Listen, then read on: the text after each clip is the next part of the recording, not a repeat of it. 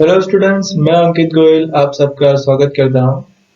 आज हम standard 12th English medium के सब्जेक्ट कंप्यूटर स्टडीज में chapter number 13 other useful free tools and services part 1 के बारे में डिस्कस करेंगे। तो चलिए स्टार्ट करते हैं।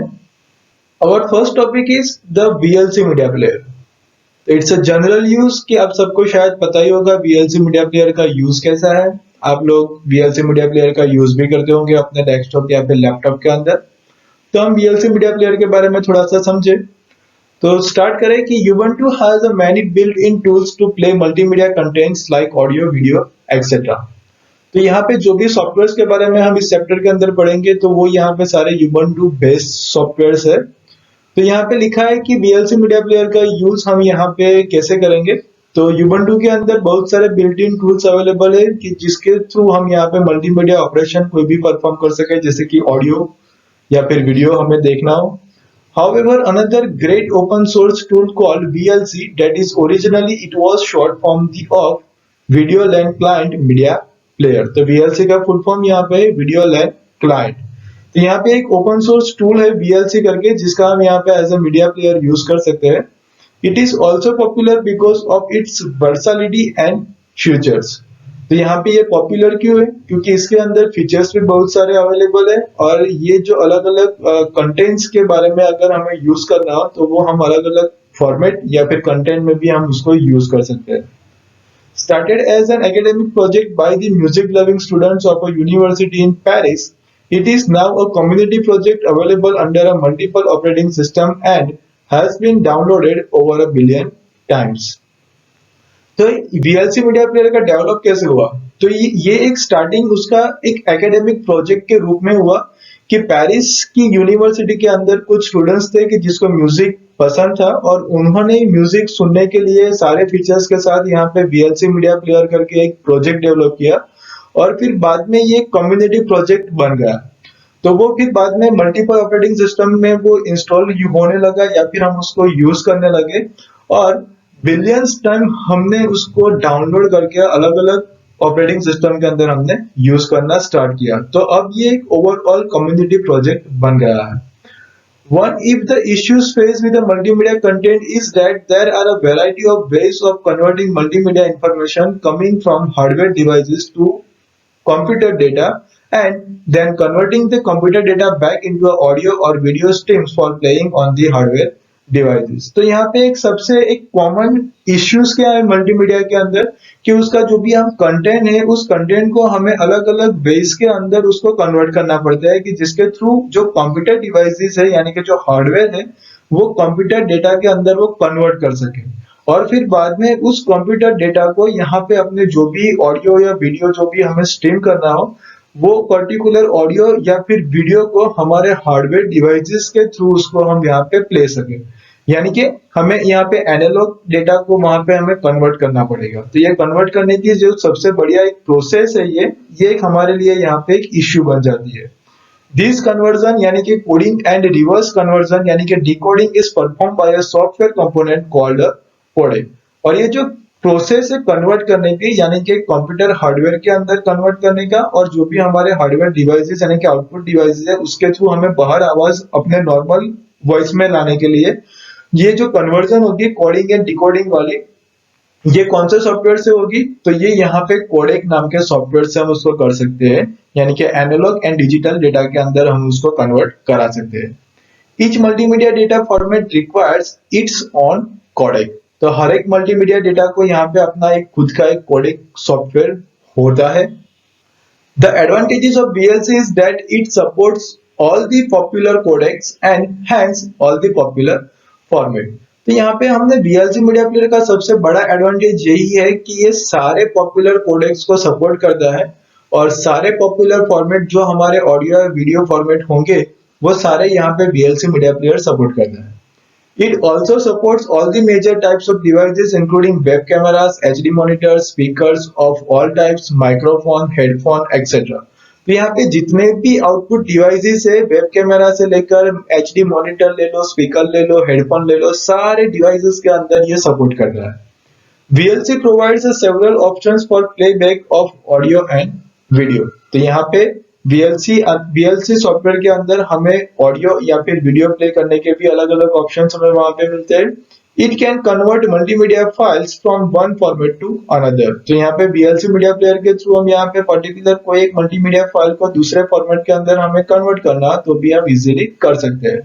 After starting VLC from the application sound and audio menu, one can open one or more file using the media open file menu items। तो यहाँ पे आपको VLC मीडिया प्लेयर ओपन करने के लिए एप्लीकेशन मेनू में जाकर साउंड एंड ऑडियो मेनू पे क्लिक करना होगा।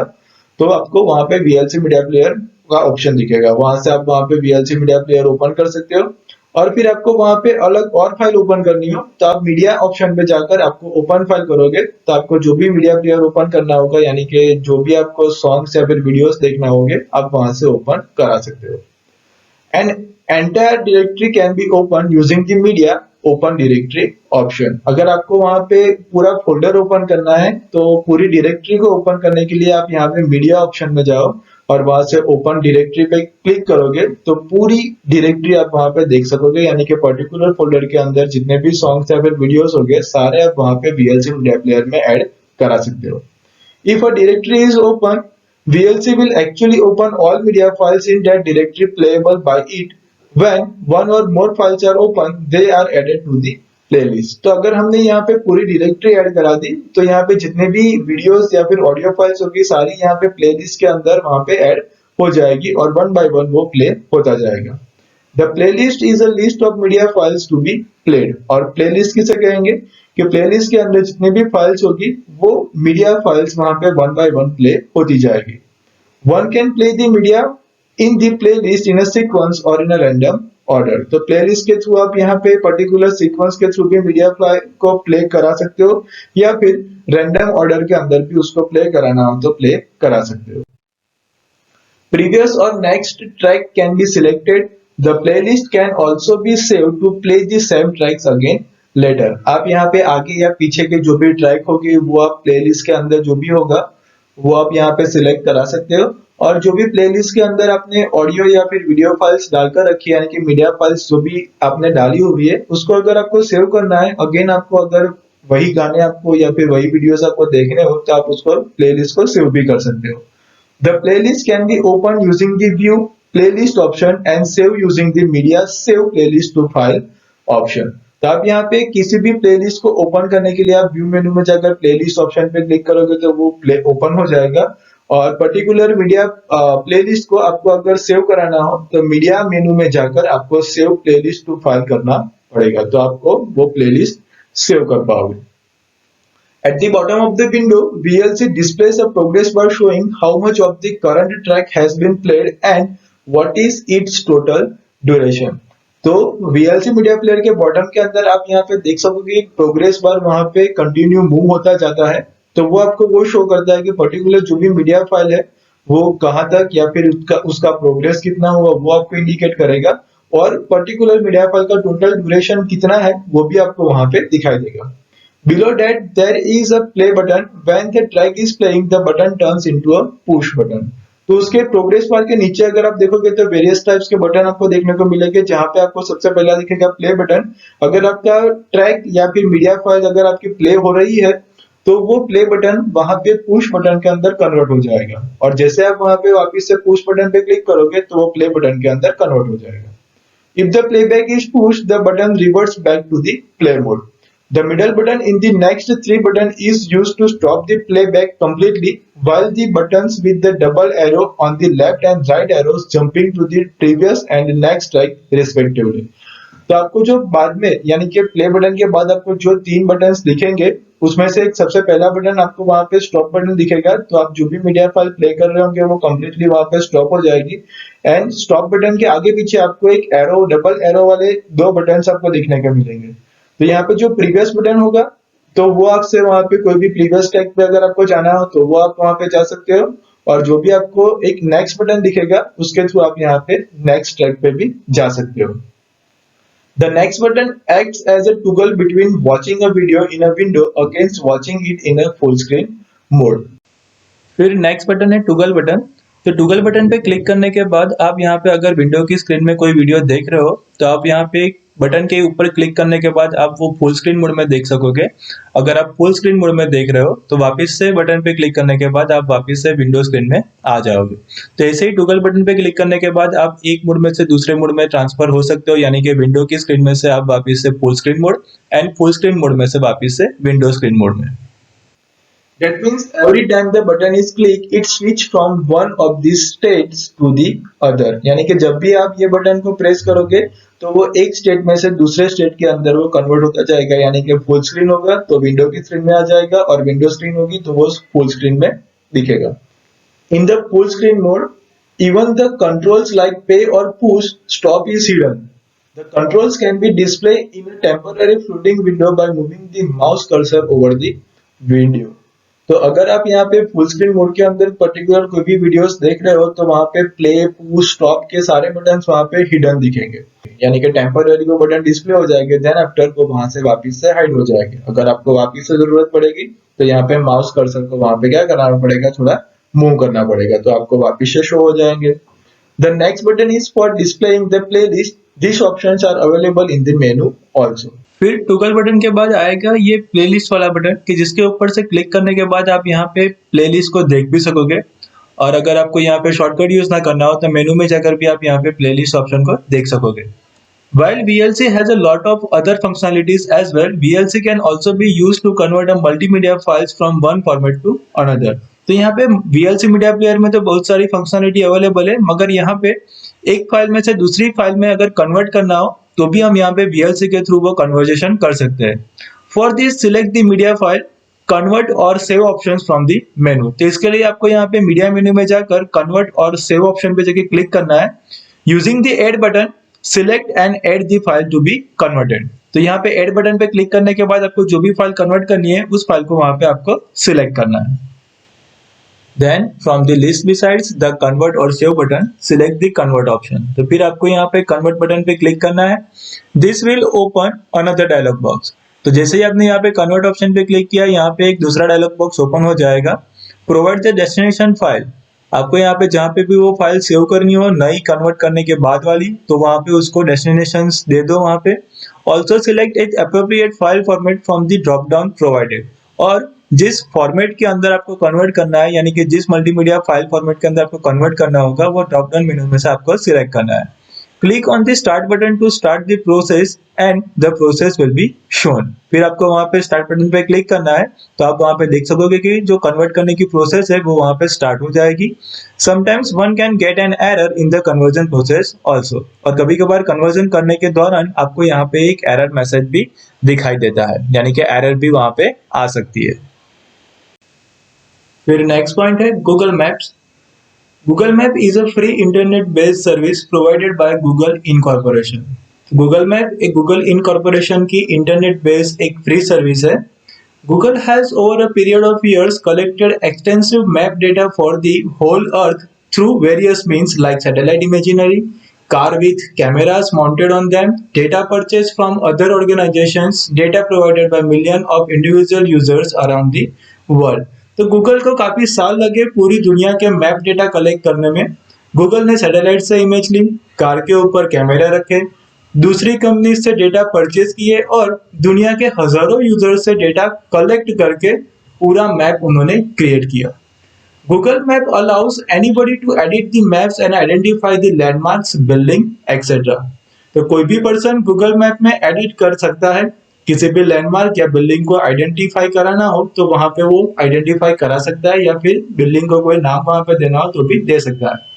It also allows user to upload photographs of the place and post reviews of the place. तो कोई भी यूजर्स किसी भी प्लेस का फोटो अपलोड कर सकता है और उसके बारे में रिव्यू भी दे सकता है। अगर आप कोई हिल स्टेशन पे या किसी जगह पर घूमने गए और उसके बारे में अगर फोटोज या रिव्यूज अपलोड करना हो तो आप वहां पे कर सकते हो।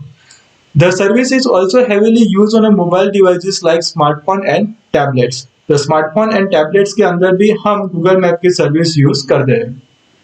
The service can be accessed from the web browsers by opening the website http://www.google.co.in and selecting the map from the top menu, or directly entering the URL http://maps.google.co.in। तो आप यहाँ पे आप वेब ब्राउजर्स के थ्रू भी आप Google map को access कराना चाहो तो गूगल की वेबसाइट ओपन करो और वहां पे राइट साइड टॉप के ऊपर से वहां पे मैप ऑप्शन आपको सिलेक्ट करना पड़ेगा, या फिर डायरेक्टली आप यूआरएल के अंदर वेब एड्रेस आप लिख सकते हो जैसे कि maps.google.co.in, तो डायरेक्टली मैप ओपन हो जाएगा। On mobile phones, the service may be accessed from the mobile phone's web browsers as well as from the Google Map application. तो मोबाइल फोन में गूगल मैप की सर्विस को हम phone के web browser से या फिर गूगल मैप की एप्लीकेशन के साथ भी एक्सेस कर सकते हैं। When accessed, the service first tries to know the current location of the user. जब भी गूगल मैप की सर्विस स्टार्ट करते हैं तब यूजर्स का करंट लोकेशन क्या है वो गूगल सर्विसेज ट्राई करती है। On the PC, a rough idea of the user's locations can be obtained from the user's internet connection. अगर आप PC के थ्रू ये सर्विस आप यूज करते हैं तो वो इंटरनेट कनेक्शन के थ्रू आपका करंट लोकेशन क्या है वो जानने की ट्राई करता है। ये एक रफ आइडिया है कि गूगल मैप के अंदर वो लोकेशन कैसे ऑक्यूपाई करता है जब आप PC के थ्रू उसको एक्सेस करते हो तब। On a mobile phone, the user's location can be known with very high accuracy if the GPS facility is used. और मोबाइल फोन में GPS फैसिलिटी का यूज करके यूजर्स का एक्यूरेट लोकेशन हम यहाँ पे जान सकते हैं। This system finds a user's location with an estimated error of only few meters using the satellite signals.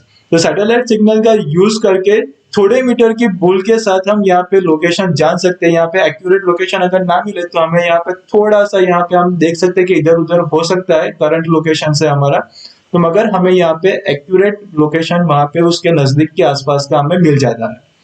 The map can be scroll by dragging it in a different direction or by clicking on the arrows in a circle on the left hand side.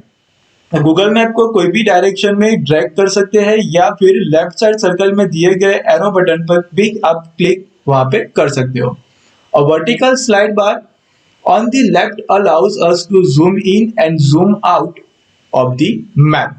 तो left side दिए गए vertical bar पे click करने से आप map को zoom in या फिर जूम आउट वहां पे कर सकते हो। Google map can show the information of place in a different forms. तो गूगल मैप में कोई भी प्लेस की इंफॉर्मेशन अलग अलग फॉर्म्स में आप देख सकते हो, जैसे कि मैप व्यू या फिर सैटेलाइट व्यू आप वहां पे देख सकोगे। The default view is a map view. By clicking on the satellite button the view can be switch to the satellite images. तो यहाँ पे मैप का बाय डिफॉल्ट व्यू आपको यहाँ पे मैप व्यू दिखेगा। अगर आपको वहां पे सैटेलाइट बटन पे क्लिक करोगे तो वहां पे मैप व्यू डिफॉल्ट व्यू हट कर वहां पे आपको सैटेलाइट इमेजेस वाला व्यू देखने को मिलेगा। In this view the images taken by the satellites in the sky are shown. तो यहाँ पे इस टाइप के व्यूज में सैटेलाइट से इमेज कैप्चर करके दिखाई जाती है। The image are clear enough to identify most familiar buildings and roads. तो सैटेलाइट से ली गई इमेज से बिल्डिंग एंड रोड्स को आइडेंटिफाई हम कर सकते हैं, उतना क्लियर तो हमें मैप के अंदर दिखेगा। The service also provides the facility of getting direction on how to reach from place A to place B. तो सैटेलाइट व्यू से आप यहाँ पे प्लेस ए से प्लेस बी की डायरेक्शन भी आप अगर को देखना हो तो आप वहां पे देख सकते हो। The two place may be two different cities और places within the same cities. तो यहाँ पे दो प्लेस का मतलब क्या, तो कि दो अलग अलग सिटीज के प्लेस ले लो या फिर एक ही सिटी के दो अलग अलग प्लेस की डायरेक्शन आप यहाँ पे देख सकते हो। The service also provides a choice of routes where available. जहाँ पे मल्टीपल रूट्स अवेलेबल है वहां पे वो मल्टीपल रूट्स भी आपको दिखाई देगा। फिर आपको जहाँ पे जो भी रूट सिलेक्ट करना हो वो रूट आप वहां पे सिलेक्ट कर सकते हो, यानी कि एक ही डायरेक्शन में अलग अलग 3 रूट्स आपको वहां पे दिख सकते हैं। The services even provides turn-by-turn guidance while traveling if a mobile phone device is equipped with a GPS receiver. जो मोबाइल फोन में GPS हो तो ट्रैवलिंग के दौरान टर्न बाय टर्न गाइडेंस भी वो प्रोवाइड करेगा। There are several use of the services. It can be used to search for a place and find its exact location. तो इस सर्विस के काफी सारे यूज है, जैसे कि यहाँ पे हम किसी भी प्लेस का एग्जैक्ट लोकेशन फाइंड करना हो तो वो एग्जैक्ट लोकेशन भी हम यहाँ पे फाइंड कर सकते हैं। It can also be used to find the directions to places unknown to us or in cities one is not familiar with. Unknown place या फिर cities के डायरेक्शन के बारे में ना पता हो तो वो भी हमें वो डायरेक्शन प्रोवाइड करेगा, तो हम इजीली वहां पे पहुंच सकते हैं। Government organizations and the businesses use these services to provide people information on how to reach their office. तो गवर्नमेंट ऑफिस और बिजनेस एंटिटीज अपने ऑफिस तक कैसे पहुंचे, उनकी इंफॉर्मेशन भी वहां उनकी वेबसाइट पे आपको दिखाई देगी।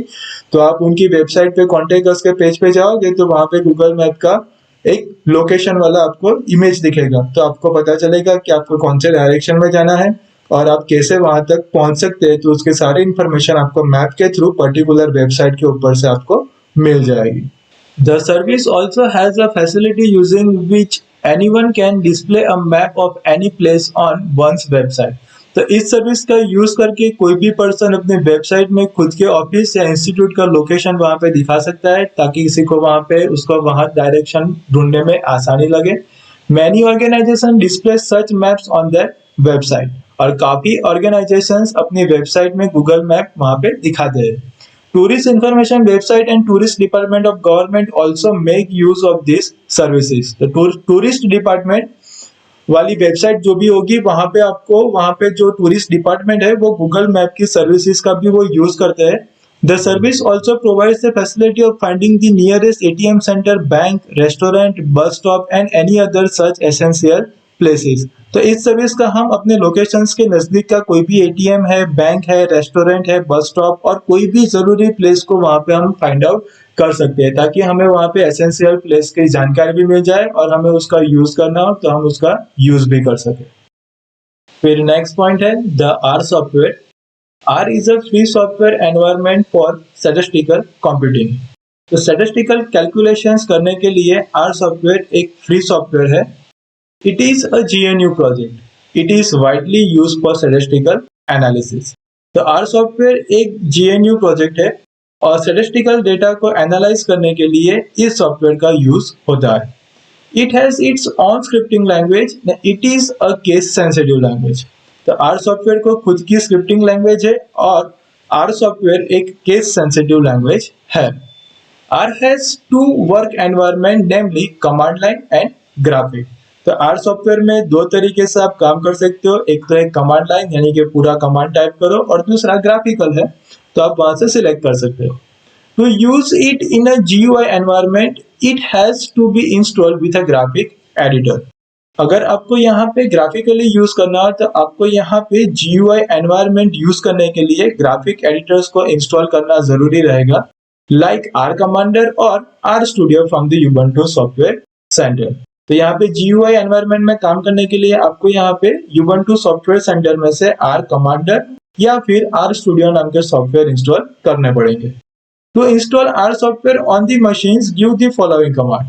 तो यहाँ पे R सॉफ्टवेयर को कंप्यूटर के अंदर इंस्टॉल करने के लिए आपको नीचे दिए गए कमांड को टाइप करना पड़ेगा कमांड प्रॉम्प्ट के अंदर। तो वो कमांड है sudo apt-get install r-base-dev। तो ये कमांड आप टाइप करके कमांड प्रॉम्प्ट के अंदर से वो इंस्टॉल आप R सॉफ्टवेयर को कर सकते हो। To invoke the R script from the terminal window, open terminal and type on the command prompt. तो वहां पे आपको कमांड प्रॉम्प्ट के अंदर R सॉफ्टवेयर को यूज करने के लिए आपको वहां पे कमांड लिखना पड़ेगा। तो वो R सॉफ्टवेयर कमांड प्रॉम्प्ट के अंदर स्टार्ट हो जाएगा और welcome message along with R prompt will be display. R software start करते ही टर्मिनल विंडो में वेलकम मैसेज आपको डिस्प्ले हो जाएगा। That means R software start हो गया है। Just like the Linux shell, R use has as the comment marker. Any text following has up to the end of the line is treated as a comment. Linux shell के जैसे ही R software में भी comment के लिए has symbol का हम use करते हैं। has के बाद लिखी गई सारी टेक्स्ट एक लाइन तक पूरी comment लाइन गिनी जाती है। Numbers and strings are the basic data type. String may be enclosed in a single quotes or a double quote. तो नंबर्स एंड स्ट्रिंग यहाँ पे एक बेसिक डेटा टाइप है। स्ट्रिंग को आप यहाँ पे सिंगल कोट या फिर डबल कोट में आप लिख सकते हो। Common operators and features are available just like the other programming languages. Order list of items are commonly use and are also referred to as a vector. तो दूसरे programming language जैसे ही common operators and functions are software में भी होते हैं and are software में order list के लिए यहाँ पे वेक्टर का यूज होता है। Lists are created using the C functions to combine the several numbers into a single list. तो अलग अलग नंबर्स को एक ही लिस्ट में रखने के लिए यहाँ पे C functions का हम यूज करते हैं ताकि हम वहां पे लिस्ट क्रिएट कर सके। Most operators like plus, minus, into, divide and other work equally well on a single number as well as on list. तो यहाँ पे प्लस, माइनस, इंटू, डिवाइड सारे अलग अलग ऑपरेटर्स अलग अलग नंबर्स या फिर पूरे लिस्ट पर वहां पे इक्वली वर्क करते हैं, यानी कि दोनों पे वो सेम टाइप के वर्क करके हमें आंसर देंगे. However, when both operands of binary operators are list, their length should ordinarily be same. तो लिस्ट के अंदर दोनों ऑपरेंड्स अगर बाइनरी ऑपरेटर्स है तो उनके एलिमेंट मींस जो भी लेंथ होगी वो लेंथ सेम होनी जरूरी है, यानी कि दोनों ऑपरेंड्स की यहाँ पे लिस्ट में नंबर्स सेम होने चाहिए. Enter the name of a variable and pressing enter displays its value. An example of this concept is shown the below figure. तो आर सॉफ्टवेयर में वेरिएबल का नाम लिखकर आप एंटर प्रेस करोगे तो उस वेरिएबल की वैल्यूज आपको दिखने को मिलेगी जो आपको नीचे फिगर के अंदर दी गई, यानी कि नेक्स्ट पेज के अंदर हम फिगर को एक्सप्लेन करेंगे. तो चलिए देखें फिगर क्या कहती है. तो यहाँ पे आप फिगर के अंदर देख सकोगे, यानी कि आर कमांड का कुछ डिस्प्ले है. जैसे फर्स्ट लाइन में अंदर देखे तो मैंने यहाँ पे ए लिखा हुआ है और वहां पे उसके वैल्यू असाइन कराई है 10. फिर ए लिख के जैसे ही मैंने वहां पे एंटर प्रेस किया तो वहां पे मुझे आंसर मिल रहा है ब्लू कलर के अंदर टेक्स्ट आप देखोगे 10, और वैसे ही यहाँ पे 20 यानी कि बी की वैल्यू मैंने असाइन कराई और एक अरिथमेटिक ऑपरेशन परफॉर्म करा रहा हूँ ए इंटू बी, और जैसे एंटर प्रेस करूंगा मुझे वहां पे आंसर मिलेगा ब्लू कलर की टेक्स्ट में 200. और सभी जगह आगे पे जो ग्रेटर देन दिख रहा है वो कमांड प्रॉम्प्ट का वहां पे मुझे इंडिकेट कर रहा है. तो here the symbols greater than shows the prompt of the R, यानी कि कमांड प्रॉम्प्ट आर वो स्टार्ट आर सॉफ्टवेयर स्टार्ट है वो मुझे ऐसा इंडिकेट करेगा ग्रेटर देन का symbol. The statement greater than a arrow symbols 10 defines a variable a and assign its a value 10. तो यहाँ पे वो लाइंस दिखा रही है कि हमने यहाँ पे ए नाम का वेरिएबल असाइन किया हुआ है और उसके वैल्यू हमने रखी है 10. The statement greater than a followed by the enter की press displays the value of a. तो यहाँ पे a लिखने के बाद जैसे मैं यहाँ पे एंटर प्रेस करूंगा तो मुझे वो उसकी वैल्यूज दिखाई देगी, यानी कि मुझे वो उसका आंसर मिलेगा कि मैंने उसकी वैल्यूज क्या दी थी. तो मुझे यहाँ पे डिस्प्ले मिलेगा 10 क्योंकि मैंने a की वैल्यू 10 रखी हुई थी. Similarly the statement b arrow symbol 20 defines a variable b and assign its a value 20. तो यहाँ पे सिमिलरली a के जैसा ही है, मैंने एक नया वेरिएबल b डिक्लेयर किया जिसको वैल्यू मैंने यहाँ पे 20 असाइन करी हुई है. The statement a into b followed by the enter key press multiplies the value of a variable a and b and the display the result on the prompt. तो यहाँ पे जो a into b करके जो मैंने statement एक लिखा हुआ है वो इंडिकेट करेगा कि यहाँ पे a एंड b की जो वैल्यूज मैंने असाइन करी थी उन दोनों वैल्यूज का यहाँ पे मल्टीप्लिकेशन हो जाएगा और जैसे ही एंटर प्रेस करूंगा तो मुझे उसका रिजल्ट वहां पे देखने को मिलेगा. Some common R commands include Q function for quitting R, help functions for accessing the online help, demo for viewing some demonstration and help dot start to open the online help in a browser. तो यहाँ R software के कुछ common commands है, जैसे कि Q दबाने से आप यहाँ पे R कमांड से बाहर निकल सकते हो. ऑनलाइन हेल्प के लिए आपको हेल्प कमांड टाइप करना है, डेमोस्ट्रेशन के लिए आपको यहाँ पे डेमो कमांड टाइप करना है, एंड ब्राउजर में ऑनलाइन हेल्प चाहिए आपको आर सॉफ्टवेयर के कमांड्स के बारे में तो आपको यहाँ पे help डॉट स्टार्ट कमांड का यूज करना है. To get help on a particular function syntax help can be use. तो किसी भी फंक्शंस के बारे में हेल्प चाहिए तो आप हेल्प कमांड यूजफुल हो सकता है. हेल्प के बाद फंक्शन का नाम लिखकर एंटर प्रेस करना है तो पर्टिकुलर सिंटेक्स के बारे में आपको हेल्प मिल जाएगी. While quitting R, the software prompts whether the data had to be saved from the current sessions. R software से बाहर निकलेंगे तो डेटा को सेव करना है या नहीं करना है वो मैसेज आपको वहां स्क्रीन पे दिखाई देगा. If the user's response yes, the data will be saved in a file in the current directory and will be available in the next sessions of R starting from the same directory. अगर users ने yes किया तो current directory में एक file के अंदर वो data save हो जाएगा और फिर इसी डायरेक्टरी में जब फिर से आर सॉफ्टवेयर स्टार्ट करेंगे तो ये सेव की गई इंफॉर्मेशंस का हम फिर से वहां पे यूज कर सकते हैं. The function ls displays a list of all the variables defined as shown below figure. तो यहाँ पे ls फंक्शन का यूज प्रोग्राम के अंदर डिक्लेयर की गए सारे वेरिएबल का लिस्ट दिखाने के लिए यहाँ पे होता है. जैसे कि नीचे इमेज के अंदर आप देख रहे हो कि यहाँ पे a और उसकी वैल्यू असाइन कराई है 10 और एक लिखकर जैसे ही एंटर प्रेस किया मुझे उसकी वैल्यूज दिखी 10, बी की वैल्यू वहां पे 20 असाइन कराई और वहां पे ए इंटू बी का मल्टीप्लीकेशन करके हमने 200 का आंसर दिया। फिर जैसे मैंने यहाँ पे ls कमांड लिखकर एंटर प्रेस किया मुझे वहां पे वेरिएबल्स दिख रहे हैं a and b। A series of consecutive numbers may be generated using the syntax start colon and। यहाँ पे consecutive numbers की सीरीज बनाने के लिए आपको यहाँ पे सिंटेक्स यूज करना है और सिंटेक्स है start colon and। For example 1 colon 5 is same as c, यानी कि वेरिएबल का नाम है, ब्रैकेट के अंदर 1 2 3 4 5। तो अगर आपको 1 to 5 अगर नंबर प्रिंट कराना है तो ब्रैकेट के अंदर लिखने की वजह से आप यहाँ पे सिंटेक्स का यूज कर 1 colon 5 भी कर सकते हो, तो दोनों सेम ही मिलेगा। R also provides the basic statistical operations in a quite straightforward forms। तो R सॉफ्टवेयर में हम सीधे statistical operations भी यहाँ पे हम परफॉर्म कर सकते हैं। For example functions like mean bracket के अंदर लिस्ट, मैक्स ब्रैकेट के अंदर लिस्ट, मीन ब्रैकेट के अंदर लिस्ट एंड मीडियन ब्रैकेट के अंदर list can be used to find the minimum value, maximum value, mean and median for the list. तो यहाँ पे आप सीधे स्टैटिस्टिकल फॉर्मेशन जैसे कि mean, max, mean and median आपको फाइंड करना है तो आप यहाँ पे पर्टिकुलर डेटा के ऊपर फाइंड भी कर सकते हो। कि जैसे कि नीचे फिगर के अंदर आपको दिख रहा है कि यहाँ पे एक मैंने लिस्ट क्रिएट किया है और वहां अलग अलग फंक्शंस के दौरान, यानी कि मेरा मीन सबसे छोटा नंबर क्या है, मैक्सिमम नंबर कौन सा है, पूरी सीरीज का मीन नंबर, यानी कि पूरा मुझे वो मीडियन फाइंड करना हो तो मैं वहां पे फाइंड कर सकता हूँ, मीन फाइंड करना हो तो भी मैं यहाँ पे फाइंड कर सकता हूँ, जैसे वो इमेज के अंदर आप वहां पे देख सकते हो। तो इजीली आप यहाँ पे स्टैटिस्टिकल डेटा या फिर फॉर्मूला के साथ डेटा के ऊपर काम कर सकते हो। फिर next and last point, rational plan. People working in a different areas like construction, engineering, services and consulting business or software development usually work on a project that is having constraint of time, resources and budgets। Construction, engineering, services and consulting business और software development जैसे project पर people work करते हैं। इस type के projects में time, resources और budgets की प्रॉब्लम होती है। Any delay in completion of the project increase the cost of the project। किसी भी रीजन से प्रोजेक्ट कंप्लीट होने में डिले हो जाए तो उसकी कॉस्ट इंक्रीज हो जाती है।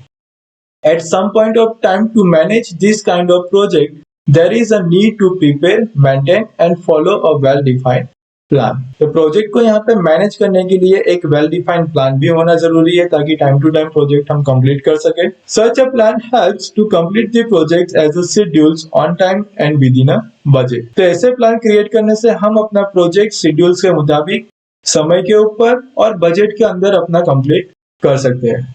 Rational Plan is one such open source software designed to assist project managers in a preparing, maintaining and following a well-defined project plan। तो रेशनल प्लान प्रोजेक्ट मैनेजर्स को प्लान क्रिएट करने में, उसको maintain करने में, हेल्प करने में एक ओपन सोर्स सॉफ्टवेयर है जिसके थ्रू हम यहाँ पे अपने प्रोजेक्ट्स को मैनेज कर सकते हैं।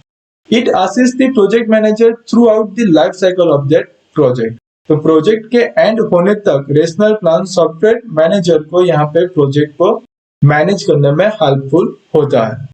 It comprise 3 different desktop products, namely Rational Plan Single, Multi and Viewer। तो यहाँ पे Rational Plan सॉफ्टवेयर में 3 डेस्कटॉप प्रोडक्ट्स है जिसका नाम है Rational Plan Single, Rational Plan Multi and Rational Plan Viewer। तो चलिए ये तीनों के बारे में अब हम थोड़ा डिटेल्स में देखें।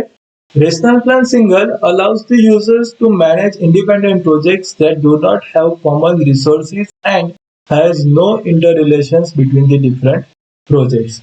रेशनल प्लान सिंगल्स वो एक इंडिपेंडेंट प्रोजेक्ट है, यानी कि एक सिंगल प्रोजेक्ट है कि जिसको मैनेज सिंगल ही करेगा, जो किसी और प्रोजेक्ट के साथ जुड़ा ना हो और रिसोर्सेज भी दूसरे कोई प्रोजेक्ट के साथ कॉमन ना हो।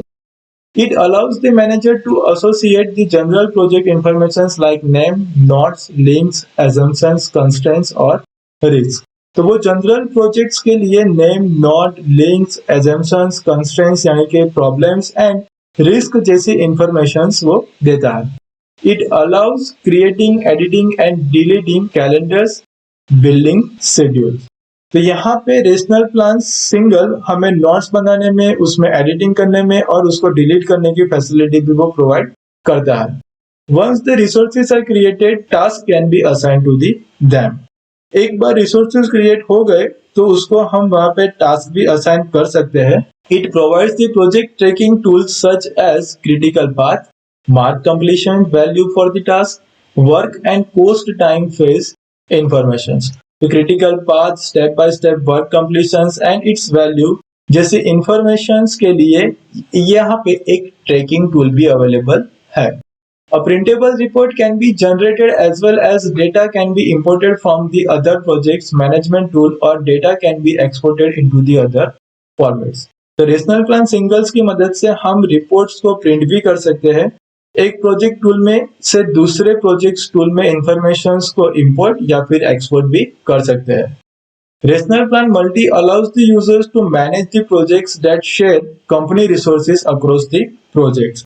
तो कंपनी के रिसोर्सेज को अगर डिफरेंट प्रोजेक्ट्स में शेयर करें तो हम वहां पे रेशनल प्लान मल्टी का यूज कर सकते हैं, यानी कि अलग अलग प्रोजेक्ट्स के अंदर हमने सेम रिसोर्सेज अलोकेट किए हैं। It also manage the interdependency between the project. तो ये एक दूसरे के ऊपर डिपेंडेंट प्रोजेक्ट को मैनेज करता है, यानी कि सेम रिसोर्सेज दो अलग अलग प्रोजेक्ट्स के अंदर हमने वहां पे दिए गए हैं और दोनों के रिसोर्सेज को हमें वहां पे मैनेज करना है in a rational plan multi. It includes all the features of a rational plan single project. तो उसके अंदर रेशनल प्लान सिंगल्स के सारे फीचर्स अवेलेबल है। Further it calculates the resources data that is work, cost, over allocations, considering that assignment in all projects. Rational plan multi projects के resources जैसे कि work, cost, over allocations etcetera को project के अंदर उसके use को वो कैलकुलेट करता है, यानी कि कितना रिसोर्सेज हमने यहाँ पे यूज किए हैं। It allows the links between the tasks pertaining to different projects, analyze all our project data and creates a project portfolio view. तो रेशनल प्लान मल्टी के अंदर हम यहाँ पे डिफरेंट प्रोजेक्ट्स के काम को कैसे हैंडल करना है, प्रोजेक्ट की इंफॉर्मेशन को एनालाइज करना और प्रोजेक्ट के पोर्टफोलियो बनाने का भी वो हमें परमिशन देता है, यानी कि हम उसके अंदर वो पोर्टफोलियो भी बना सकते हैं। Rational plan viewer is an additional tool developed to share the project in its original file format that is .xrp, but it can be use as well to open Microsoft project file. तो original file के अंदर के projects को share करने के लिए rational plan viewer का use होता है। ओरिजिनल फाइल का एक्सटेंशन आपको मिलेगा .xrp है, बट उसका यूज सिर्फ माइक्रोसॉफ्ट प्रोजेक्ट के फाइल्स को खोलने के लिए होता है। It is useful to anybody who need to check and overview the project's evolutions without making changes to the schedules and for resources to see their assignment. तो किसी को भी प्रोजेक्ट्स के शेड्यूल्स को चेंज किए बिना प्रोजेक्ट का evolution करना है या जो भी रिसोर्सेज अलोकेट किए गए हैं उसके बारे में जानना है तो वो रेशनल प्लान व्यू का यूज कर सकता है। तो उसके थ्रू कोई भी रिसोर्सेज को वहां पे डिस्टर्ब नहीं होगा। Through as of today, the support of the rational plan of Ubuntu 10.0 has been removed. आज की तारीख की बात करें तो Ubuntu के वर्जन 10.04 के अंदर रेशनल प्लान का सपोर्ट बंद हो गया है, तो वो रेशनल प्लान को सपोर्ट नहीं करता। It is available for Ubuntu 12.04 and the later version. तो रेशनल प्लान Ubuntu सॉफ्टवेयर के 12.04 या फिर उसके बाद के सारे वर्जन को यहाँ पे सपोर्ट करता है। आई होप के सारे टॉपिक्स के बारे में जो भी आपको समझाया गया आपको समझ में आ गया होगा। तो नेक्स्ट टॉपिक के साथ हम जल्दी वापस मिलेंगे। तब तक goodbye, take care and thank you all.